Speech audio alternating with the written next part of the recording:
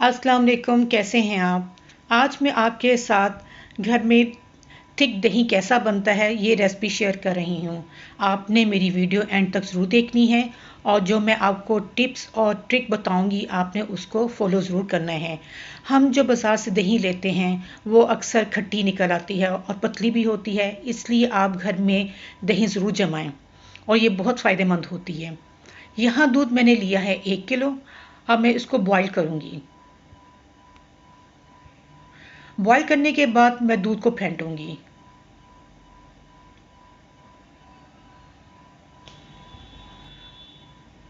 दूध को हमने इतना फेंटना है कि इसके ऊपर झाग बन जाए।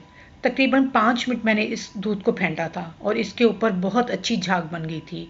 जितनी अच्छी झाग बनेगी इसके ऊपर उतनी ही दही हमारी बहुत थिक बनेगी। देखिए मुझे 5 मिनट लगे थे दूध को फेंटने में। इसके बाद मैं इसको एक बर्तन में डालूंगी। अगर आपके पास मिट्टी का कोई बर्तन है तो आप उसमें भी दही जमा सकते हैं। मेरे पास मिट्टी का बर्तन नहीं था तो मैंने स्टील के बर्तन में ही दही जमा ली।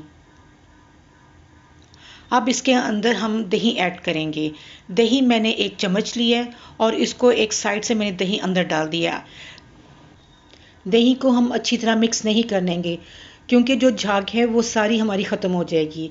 इस तरह हमारी दही थिक नहीं बनेगी। मैं इसको कवर करके ओवरनाइट के लिए जमने के लिए रख दूँगी। ये देखिए माशाल्लाह कितनी अच्छी दही जमी है थिक। आपने मेरी इस रेसिपी को ज़रूर ट्राई करना है और जो मैंने आपको ट्रिक बताई हैं आपने उसको ज़रूर फॉलो करना है। घर की जमी हुई दही बिल्कुल प्योर होती है। दही से आप दही भल्लियाँ बना सकते हैं।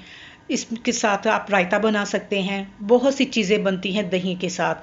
आप इस रेसिपी को ज़रूर ट्राई कीजिए। आपको ये रेसिपी अच्छी लगे तो मुझे नीचे एक अच्छा कमेंट ज़रूर देना है। मेरी वीडियो देखने का बहुत बहुत शुक्रिया। अगली वीडियो तक के लिए अल्लाह हाफिज़।